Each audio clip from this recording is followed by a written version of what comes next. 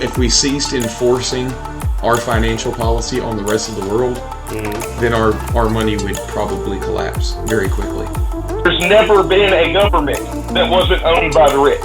If there's no store of value, then it's not a money. They're selling you that we're going to do all this stuff and we're going to tax the rich, but it's never happened. This episode is DJ Badger coming at you live with Dad Influence.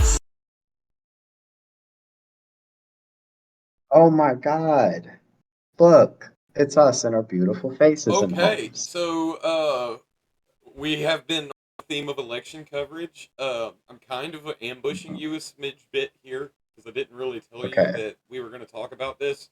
So you didn't tell me literally anything.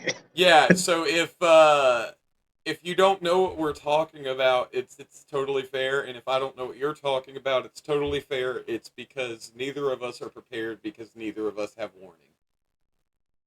That's pretty much basically all. Essentially, all of YouTube is a bunch of unprepared, unprofessional people making statements they can't back up at all. So, I mean, yeah, that's cool. So, apparently there has been some ruckus at the DNC. Have you heard of ruckus at the DNC? Do you have any idea what I'm referring to? Literally zero. So they have changed the rules, and they are making it literally where he has to, like, they're literally making it where RFK is not allowed to run in certain states. They're making it in some states he has to win 90% of the vote to even be considered winning a delegate. Like, they've literally changed the rules around to intentionally make it impossible for him to win. Okay, I mean, it was already impossible for him to win, but sure. But, like, you know what I'm saying? Like, if it was all already impossible for him to win, why would they need to change the rules? That's kind of where I go. So, let me ask you, in your infinite wisdom, you obviously don't support the man. You don't think he has a chance in winning, right? Not even close, no. Do you think it's okay for them to force that along? I don't really know the details of what's going on. There's apparently 6 days ago, RFK Jr. made an opinion piece on the Wall Street Journal that I can't read because I'm not a member, and their site is bad at removing assets from the developer tools. Is this about New Hampshire? Yeah, okay, New Hampshire.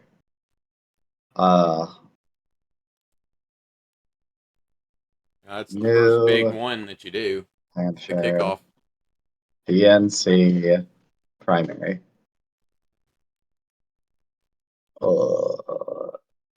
Doesn't seem like they care about saving democracy anymore. Literally, all depends on the details.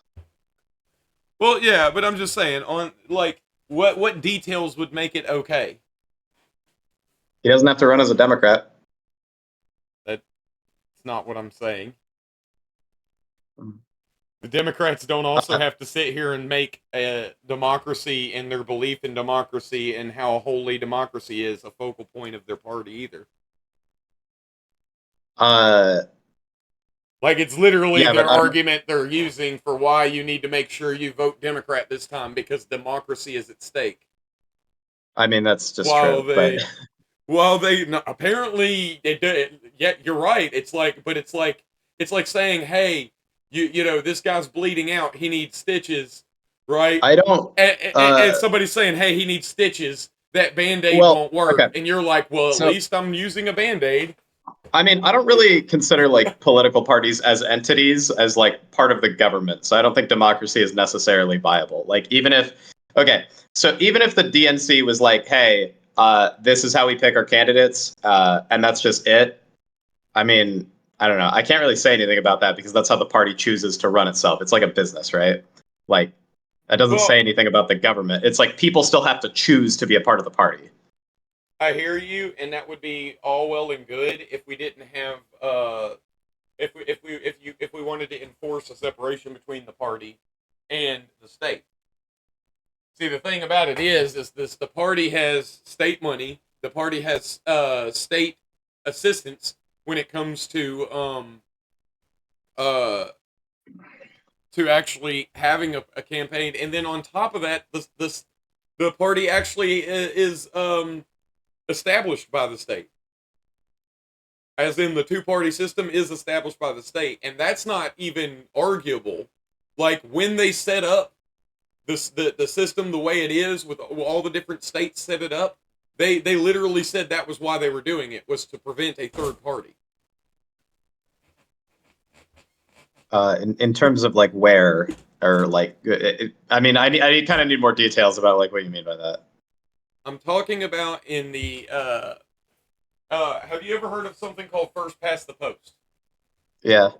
Okay, so first past the posts systems, it was a theory, a political science theory a guy came up with. I can't remember the name off the top of my head, but he was he was kind of a big deal because he came up with this theory because he made an observation that any government that used a first past the post system, right? Mhm. They first to get such and such number. Every single government that used that system was a two-party system. Right, and then he started to look into it, and he was basically is a behavioral science thing, and he was saying that creating first past the post systems intentionally creates two-party systems. Right after he releases this, all of the states, because the states are allowed to set up their own election rules, right? All of the states Mhm. set up to first past the post systems. That's what the winner take all system is. It's a first past the post system. They have literally intentionally made it impossible for third parties to run, and then rigged the two parties that are left. And then Okay, scream so about how let's we need democracy. so let's be clear. In terms of America, political beliefs are so incredibly broad that I don't really think you necessarily need parties, I don't think you need anything but two parties. If you want more than two parties, that's fine, but it just leads to coalition governments, which again is just two I parties want again. no parties. But that's no, that's not gonna happen. Washington called that shit. You can't disagree with me there. Yeah, he did, but he was a Federalist, so neener neener. Uh, Nobody's perfect, dude. I mean, well, I They mean, also had it's like if slaves. well, no, I mean, I don't think you could say like, oh, well, he didn't believe in parties when like he's like every single thing he does aligns with Federalists, and all he does is say like, I don't align with parties. It's Yeah, like it's did very okay to little for have Democratic beliefs that Republicans. align along with parties and say I don't believe in parties. But yeah, I just don't think he actually didn't believe in parties. I think he just said that as like a kind of to kind of seem nonpartisan when he was very partisan. No, Um, because if you actually look back to what he was actually attacking about parties, it makes sense. He wasn't saying that it's not okay to have beliefs that all align along this. No, it wasn't him trying to seem unpartisan. He was directly pointing to what the issue with political parties calls is the actual tribalism. Let me see. Here, let me give the quote. Uh,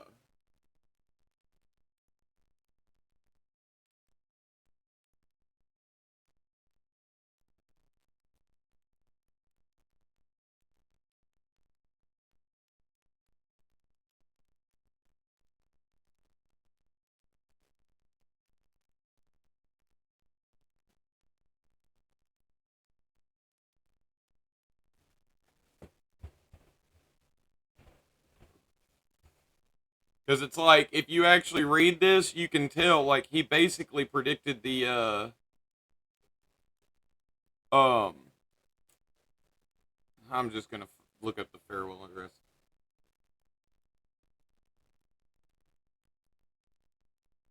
Here it is. mhm. Oh, is the thing RFK is complaining about that they're doing South Carolina instead? Because I'm not seeing anything. I'm seeing stuff around the date that he had said that, but I'm not seeing Okay. anything. The alternate dominion of one faction over another, sharpened by the spirit of revenge, not natural to party dissension, which in different ages and countries has perpetuated the most horrid enormities, is itself a frightful despotism, but lends at length to a more formal and permanent despotism. The disorders and miseries which result gradually incline the minds of men to seek security and repose in the absolute power of an individual, and sooner or later the chief of some prevailing faction, more able or more fortunate than his competitors, turns this despotism to the purpose of his own elevation on the ruins of public liberty. So what he was basically talking about was what we're living in right now. He was kind of saying that, like, what you're going to end up creating is, like, the Democrats pissed off at the Republicans take power and do a lot of shit in revenge to attack. Then the Republicans take office, pissed off at the Democrats, and do a bunch of shit in revenge to attack the Republicans. And then and it goes back and forth, back and forth, back and forth, until you end up with a leader more able that uses it to elevate himself. What does that fucking sound like? I don't really think that. Okay. I'm just making a point here. He predicted to a T exactly what we're going through right now, and it's from parties, and it is the truth what he's saying. When you start to believe this idea of, well, my party is wrong, but their party is evil. You know what I mean? Or even worse, like it just really gets it. It gets to a very impossible problem to solve. So like, what are you gonna Are you as the libertarian gonna ban political parties? I wouldn't ban them. Okay, then they're always gonna exist. I'm not. That's not what I'm arguing. I'm arguing that I'm advocating that they're not good ideas. That's just wrong. Like, whether or not you believe they're morally good, it's a good idea. It's less that it's not a good idea. It's more in the way that people use it as well. You know what I'm saying? I guess, but I don't know. I feel like it's kind of like saying, like, I don't know, like, I don't know. Yeah. All right. Sorry about that. Looks like I will be editing this podcast. Okay. But what were we talking about?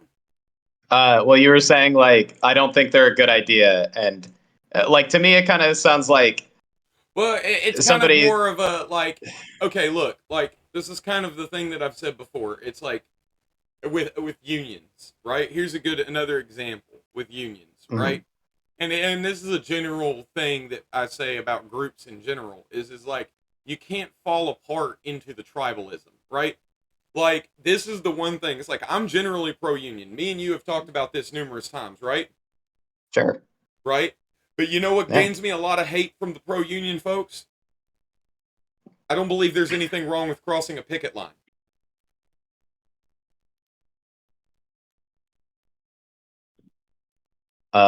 Yeah, I mean, I would disagree with that. People are like, whoa, what do you mean? What do you mean? And it's like, look, at the end of the day, if they can hire a whole new crew to replace you for what you're asking for, then what you're asking for is too much.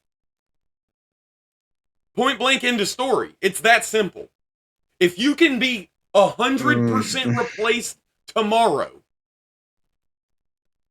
for less than what you're asking for, could just mean that you just don't have a lot of, like, power. No, it means that you're asking for too much. This is simple marginal utility right here. Okay. If everybody was like, "Hey, we want to be paid $1 more," and they were like, "No, fuck off, we're going to hire new people." I mean, I don't think that demand is too unreasonable. But, like, the managers could totally say that, right? If the business is making 50 cents an hour in profit off of it, and they're asking for $1 more an hour raise, it's not unreasonable.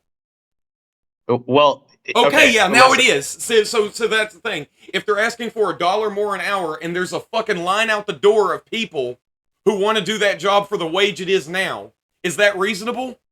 Well, yeah, No, but it things that isn't. make things that make the business fall apart are never going to get done by the union. I mean, that's a stupid thing to say.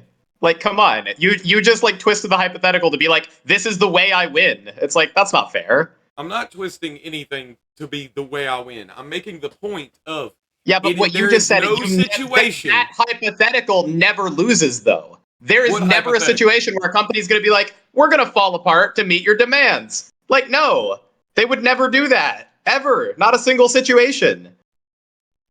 Hostess. Like, give me one. Hostess did that? Yeah, that's why we were without Twinkies for a while. Some other company bought them now, and they're making Twinkies. But the original company that ran Hostess shut down because of a trucking union strike. And they literally told them, we can't pay you anymore. And they just kept striking and striking and striking.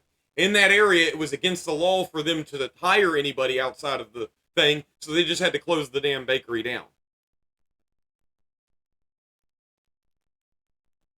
Okay. So it happened to Hostess. So no, like honestly, Well, like I'm not saying they didn't. I'm They not didn't saying give into the anything crazy. demands.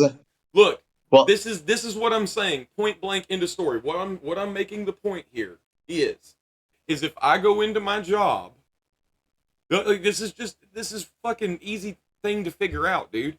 If I go into my job and I request $1 more raise, you might say, hey, that's reasonable, right? But they might say, hey, I can hire 4 more people, no problem, to do exactly what you do.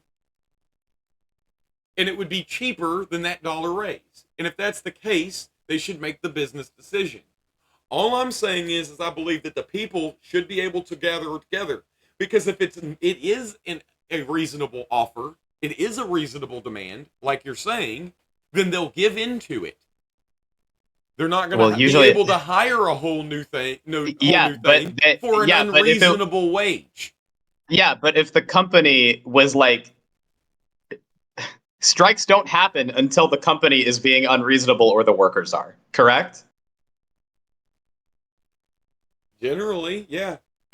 Yeah, right. So like somebody's in the wrong. Right, and well, that's kind of the point. That's what I'm saying. If there's people crossing the picket line, it's proving that you are in the wrong. I don't think that proves that at all. No, not even close. I think it does. Well, no, it proves that some people need to like feed their families or shit, or some people are just like down with being scabs and they want to be paid the extra like fucking hours. And I mean, some people are just shitty. Like, I don't know. That happens. I've met people who are like, if we strike, I'm still working. I've literally heard people say that. Right.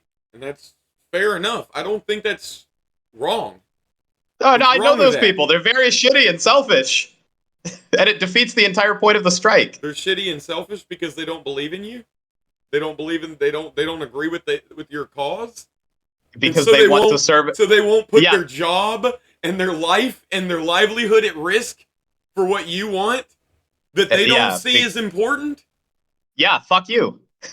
Yeah, like no, the selfish one is the one that's over here like, no, you have to do what everybody else is doing.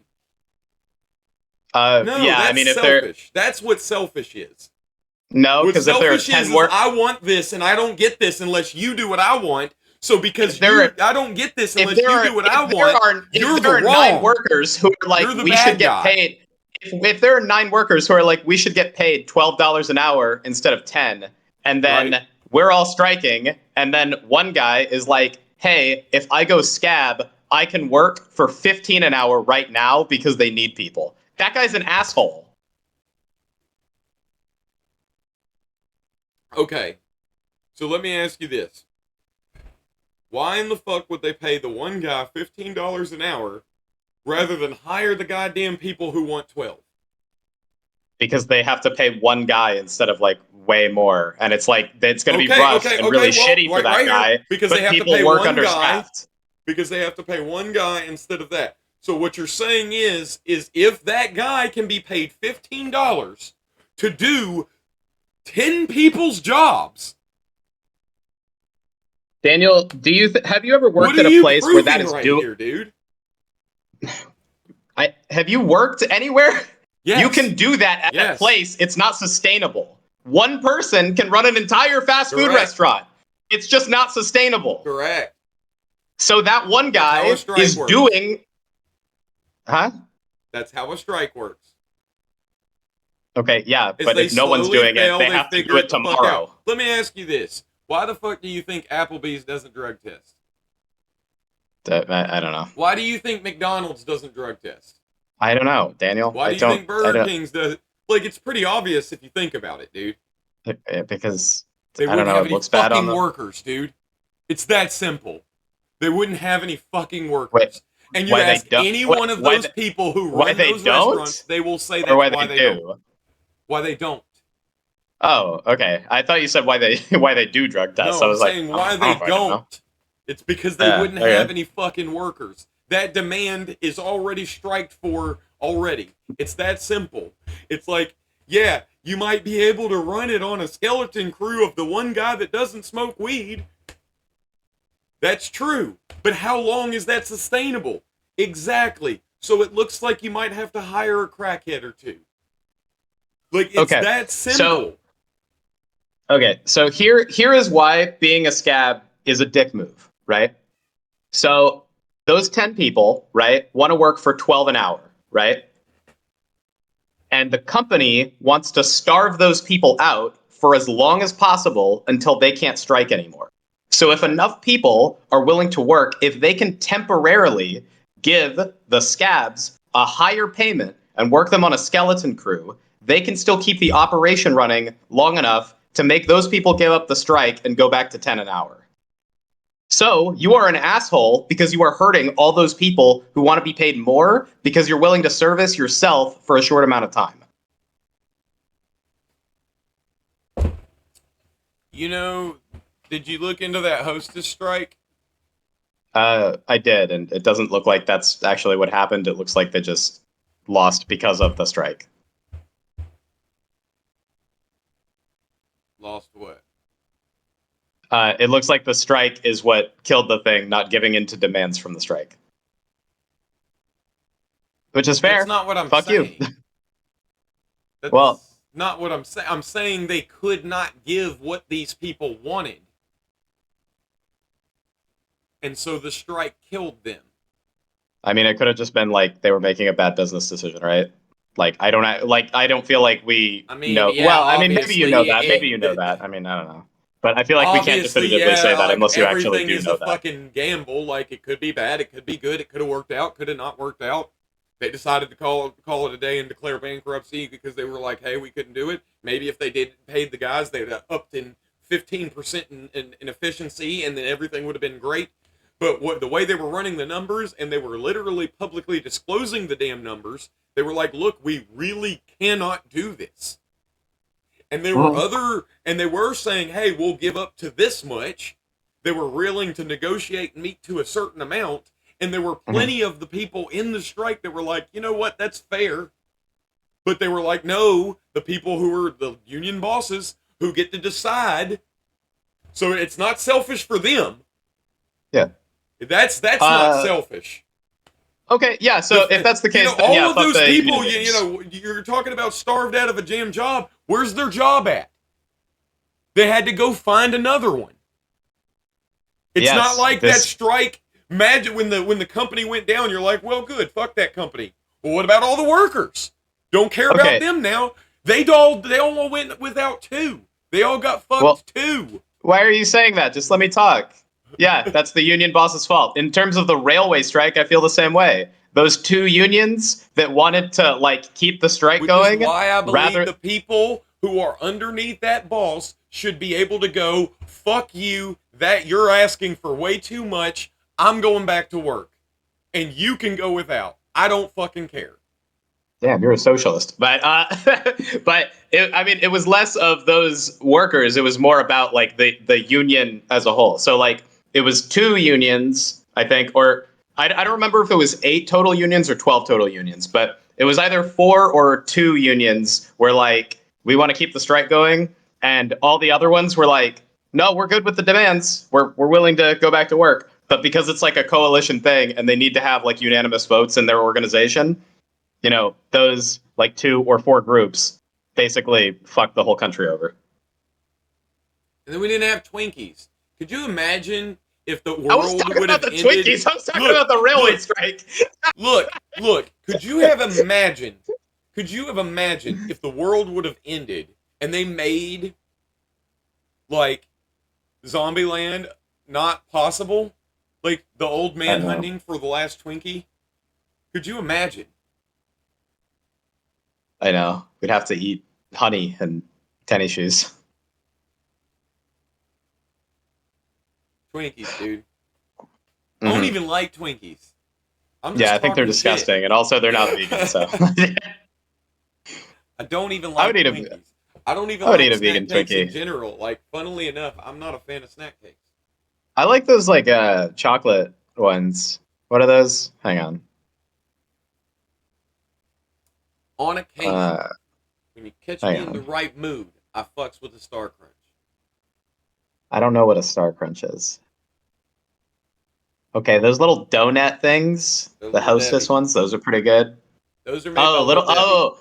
the little The Star Crunch. okay. Yes, the little Debbie things. Hang on. Little Debbie snacks. Okay. Cakes. View all. You talking about the Okay. devil cake rolls? The Swiss Which cake one's rolls, I mean? okay? I like the Those are my cousin's favorite. My cousin fucking goes ham on them bitches. My dad nah. fucks I with don't the like those. Nutter Butters. Nutty Buddies. I like the zebra cakes a lot. But again, not vegan. So no more. No cruelty in my snacks, thank you. You know what I Only do? human capitalist cruelty. Every time I look at a snack and it says cruelty free, I just punch a puppy. Yeah, Just that's to make important. sure I make up for it, you know. Yeah, you got to even it out. For Gotta every even it for out. for every tofu a vegan eats, I eat 2 hamburger. Golly, Anti-vegans are man, the cringiest people in the world. that is the worst thing to do. Why would you go with hamburger? You should go with something better, like chicken, right? Because hamburger, one cow is like 600 people fed. You know what I mean? A chicken is like a family of 4, and that's it. Yeah. Anyway, what were we talking about? We did the union thing. This RFK thing. I don't know what RFK is talking about because all the New Hampshire news I see is that like Democrats want to do they want to do their thing. They want to start in South Carolina instead of New Hampshire. And New Hampshire is not happy about that. But Yeah, I I think don't it's think totally that's an fair that we issue, start to in be South honest. Carolina because what happens every fucking year or every time we have an election is it's like that like we don't know who's going to win or like well we do. We know who's going to win. It's going to be the moderate candidate. But like basically people who are not going to win take the lead until Super Tuesday and then all the states that matter hit and then it's like, well look, it's Biden. Oh look, it's Hillary. Oh look, it's Obama. It's like okay. We just want to like have a plan where it doesn't look drastically different from Super Tuesday onwards, which I feel is fair. I don't know what RFK is complaining about. Then you have other news that you might not be aware of. Okay, lambast me. Michael Rectenwald announced his candidacy for president. Michael, You what? can look him up if you'd like. He is a current. He's a libertarian candidate. Okay. He's a current writer for the Mises Institute. Okay. So the man is pretty hardcore when it comes to economics.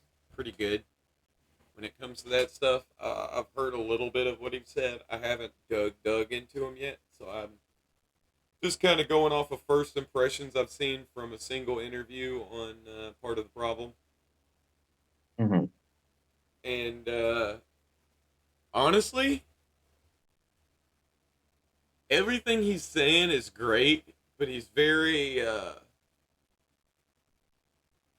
stale. I'd want him. He needs to wake the fuck up. This guy is a generic politician in a movie. Right, right. That's kind of what I'm saying. But he's so bored. My name It's is not even Michael just Rectenwald. yeah. But like, if you look at what he's saying, all of the stuff he's saying is good stuff. Yeah. I mean, I probably wouldn't think so, but I think so. you think I would like what he says? Probably not. But Some yeah, of it, that's what I maybe. thought. Some Yeah, of it, probably yeah. some of it. Probably some Some of of it. it for sure. But like Um, other stuff, he'd be like, ah. yeah, for sure. You'd go straight Nixon. See, like I would I like it when we have candidates like RFK, where like they have a unique voice where I'm like, you're not gonna win, and it's kind of fun to do your voice. Okay, this Michael Rectenwald guy, I know that I can't do his voice. He's just gonna have like a. It's just gonna be like a normal dude. Yeah, it really is. Just very normal dude. Okay, can't do a fucking Obama accent. Can't do a Trump accent. It's bullshit. I miss Obama. Obama said a lot, He and did. nobody seemed to notice. It was kind of weird. I was like, He, it doesn't like I do it a lot too, so I'm not talking shit. Like I'm really not. I'm just saying like there's a lot of people that drives them nuts, right? yeah, I think it's And the the mark of fact an that he incredible got orator past to it. get to get people to not notice that. It's kind of like the Jeff Goldblum thing where you like just incorporate it and like nobody notices. It just seems like that's the way you talk. It's not Yeah, and like it was an always like it wasn't uncertainty a that really an it was always a all it was always like the country. yeah. The country has a lot of we got a lot to do. Right. I miss that guy. What a good voice. Um yeah, do you have any other news? I got about 10 more minutes. Any more news? What news? What news? What news? But yeah, that's the Mises candidate. So I think Mm-hmm. that's pretty neat. Um, I'm looking forward to see what else anybody else has to put out. I will also say, we were talking about the libertarian chair, Right. former libertarian chair. He actually quit the party and everything. Mm-hmm. Kind of interesting too, because like he debated with Dave Smith. Dave Smith tore him up because he was like, "Oh no, I think even if like Cheney ran on the ticket, we could vote for Cheney, right? Mm-hmm. We should vote for Cheney." And then what's kind of interesting is like I thought this was something that would be funny to bring up. It's interesting how he would have voted for Dick Cheney, but left the party because Mises took over. So it's like you Yeah, would go I for mean, neocon, but not another brand of libertarianism. yeah, I don't quite understand that. I think it says kind of something about your own political beliefs. I don't even necessarily say it's more. Again, this is kind of where this is full circling back to the like party thing, right? Because it's like Mhm. inside the party, there's the caucuses, and it's just that infighting of like because your team took over the broader team, I'm leaving this shit completely, and it's just like, but you said you'd vote for fucking Dick Cheney. This is like Mhm. because but it's like because that was your argument was the like come on let me ask you this. I've told you what the Mises strategy is. We'll end on this question here. The Sure. Prague strategy. Do you think that was a good idea? Uh, what is the Prague strategy? What do you mean? The pragmatic is what they were called, and so they basically were arguing that they should lean as far into the DNR as possible to try to recruit DNRs. Right. Like, so Democrats and Republicans. So, like, like if you're, and try to really lean into that, and try to really run away from any of the more extreme and type positions, and try to Hmm. look more centrist. And then the Mises Caucus was like, no, we got to be like hardcore libertarian and just say what we believe and be unapologetic about it and let people decide if they agree with us or not. And I think the pragmatist, personally, I'm just going to make my personal point here. I think that's just naive as fuck to think that you can be like Democrat or Republican light and get anybody. You know what I'm saying? And Uh, okay, well, the first thing you need to do is definitely like get like Kyle Kalinske is like kind of right in that if you want to have a third party, you do kind of need like ranked choice voting to exist before you push anything right. super hard. Otherwise, I think you're just throwing your vote away, and I think you should vote Democrat or Republican if you're a third party voter. But uh, I also don't think so. First of all, I don't think you guys have a tenable position, and I know you disagree with that, but Now look, it here's what I seems, also say. Like, I yeah. want to make a specific point here. When I say Hmm. we have a tenable position, when I say that, I understand that this is something that you're not gonna fucking take over the damn presidency and trickle down liberty on everybody. Like, it's not like a top down thing that's gonna happen. That wouldn't even make sense from a libertarian perspective, right? And that's kind of what they were arguing about with the pragmatists. They were kind of saying it's like you're trying too hard to win and too less, and not really using this as a platform to get your message out, if that makes sense. It's like I mean, you're I don't. not going to win. Don't try to win. Go out there and say what you believe. You know what I'm saying? Okay, but like if what you believe, okay, so you agree that there are extreme people in both the Democrat and Republican parties, right? Well, yeah. Yeah. So like I think it's totally fine if the Libertarian Party has extremists, but and like put out their political beliefs. But like Republicans and Democrats both put out their political beliefs and they also win, you know? It's like you don't have to make a choice, you know? You just need to have a position that people want to vote for, and I don't think you guys do. Well, I mean, winning like hell all across the country. I think that the count is like over 3,000 offices Out of across how the many? country now. I don't know out of how many, but I'm just saying it was from like 300 in like just recently. So it's like it's not something that it's not something that's not growing. You know what I mean? They've been taking hella leap strides when it comes to local governments, sheriffs, mayors, stuff like that, city councils. Well, yeah, I mean, like that stuff's always existing, but I mean, But that's if we're kind of what speaking I'm about saying is but like, if we're speaking but about that's very local governments, libertarianism has always been fine. There are certain areas of the country that are libertarian. I'm not but arguing that. But like listen, zero seats in the making a Senate, point zero here. in the House, zero governors, zero in the upper chambers, zero in state lower chambers, zero territorial governorships, Well, zero that's not seats in upper technically territory, true. zero seats in lower territorial. That's not technically Like, true. oh, sorry, you have one seat in lower state chambers. It's not technically true too. Also, because if you want to be technical, there are a lot of libertarians that are in office under the R as well, like Thomas Massey. Oh, sure. I mean, that's fine, but that's what I was arguing. I was arguing that you guys should go be Republicans and just be And libertarians there's under actually a that few under the thing. D banner in a couple of blue areas. Fair, but yeah, I mean, that's fine. Like, if you're, but I'm talking about your party, you know?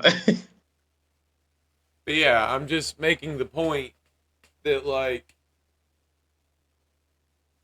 I was talking about local, you're talking about federal, and that's kind of the point that I'm making. Is I'm saying this Well, like you're shooting too high for something. It's like You're over here, you want to get somebody in Congress. It's like, yeah, you want like a guy in Congress and a guy in the Senate. That would be nice. Because then you got somebody who's spitting the shit always on C-SPAN. You know what I mean? That's cool. Well, Daniel, I'm not talking about just federal, all right? You have one seat in all state chambers, upper and lower, across the whole country. One seat out of 6,000, 7,000. Listen. Yeah. Listen. I'm saying, and that's in state legislature, right? I'm talking again. What I'm talking about. All the places that they're winning currently is all of very, very, very local, right? But just my point. It's like that's where you start. That's kind of where I'm saying is I'm saying the Mises Caucus is putting a strategy to start from the bottom and work our way up, rather than try to claw at the top like we're going to get anywhere. But you guys have never had a problem. But you guys have never had a problem at the local level. There are plenty of local areas who have always been libertarian. Exactly. That is exactly the point. But you're not changing anything. It's the same as it was 10 years ago. So you take all of these areas, you do a lot of good for these people, you prove yourself at the local level, then you go for a rung higher, then you go for a rung higher. This is how politics is done for every other politician. Why are we over here trying to gun straight for, you know what I mean, the top seats? That is the point that they are making. I agree with that, but one, how old is your party? And two, this has already happened, but what they do is that they get into a Senate seat or a state Senate seat or a House seat, and then they're the one libertarian there or the second libertarian there, and then they're out, and then it's zero again. Right, which is why, like I said, you have also, to I'll give you like 5 more minutes, but I have to go, okay? That's why I was just saying, that's why you just got to do it more at, do more for the people at the local level to show them what it is we're about, right? But again, like, why can't you do both? At the local level, you're going to get more congressmen. But why can't you do both? Because again, you guys have already been doing that for a long time. It's not like you're not running a candidate. That's what I'm saying. They're saying when you run these candidates at a national level, the cameras are going to be on them. Make sure these guys are, good people spitting the game the way that it needs to be spit. That's all that the Mises Caucus is pushing. That is the strategy. I just feel like they're saying that more. Basically, here's the argument. You know what I mean? They're arguing run the more electable candidates at the lower level, and run the more charismatic guys and the more eloquent guys at the top level. So when the cameras come on, people hear our message very beautifully. But when they see the guys on the street working the thing, you see what I'm saying? That's kind of the argument that they're making. They're saying that, like, put the Ron Pauls up at the national level, somebody that's going to start a big, movement, the movement starters at the national level. That is why I actually have a little bit of nervousness, is what I was trying to full circle to, about this character not having that, that energy. He needs to have the kind of energy of a protest leader, because it's like that's basically what you're doing. You know what I'm saying? By the way, okay. So again, I do have to go. So one quick question before I do. Of course, anytime. So the Mises Caucus has run the Libertarian Party since last year. I'm not sure exactly what year we took over, but it was recent. Okay, sure. So if it was last year, then like I'll give you that maybe their strategy is going to work now. I haven't seen a boom of libertarian growth, including in places where they have implemented ranked choice voting, which is really where I think like it matters to see it. So I'll we'll see. I don't have a huge amount of confidence in it. Don't think it's a very popular political position right now. BT Dubs while Jorgensen was a Prague, right? When she ran, right? Spike Cohen is anti-caucus. Okay. He's George Washington in it. Like, he was just like, all right, well, that's why I kind of, I don't know if I told you the quick rundown about Spike Cohen. Spike Cohen was supposed to be Vermin Supreme's running mate, and his whole, like, campaign was a joke on, like, government. So, like, he was saying he wanted all this giant government, but it was all, like, satirical. The same way, like, Vermin Supreme does. Yeah.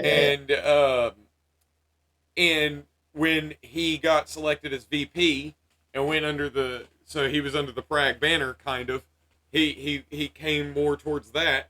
Now that the Mises Caucus is doing that, he jumped to the "You Are the Power" movement and moved it to moved a lot of his activism to local, activism. And if you look, he's actually done a lot of shit. He's done got like several police departments sued. It's pretty dope. Under freedom of expression. That's pretty cool. By the way, I googled the Libertarian Party or the Mises Caucus, whatever. There was a picture of this guy. This is literally what all libertarians look like. Edit this picture into the video. Okay, so I can't see it. literally all of you look like that. I just want to say that. You talking about Ludwig von Mises? I don't know what's it. Michael Heiss. Michael Heiss? Yeah. You saying we all look like Michael Heiss? Literally all of you look exactly like this in your Facebook profile pictures. You all have glasses, you all have this color of hair, and you all have this exact beard, okay? Anyway, that's all my time. I gotta get going. Bye-bye, Daniel. Bye-bye, everyone. You're so mean to us. All right, peace. All right, I'll see you.